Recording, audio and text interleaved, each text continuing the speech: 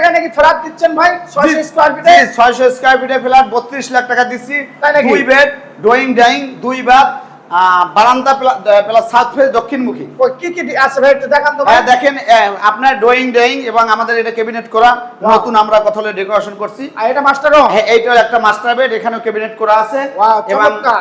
এটা ফ্যান চালাতে হবে। এটা হলো একটা বাথরুম, ওয়াও, কমোড।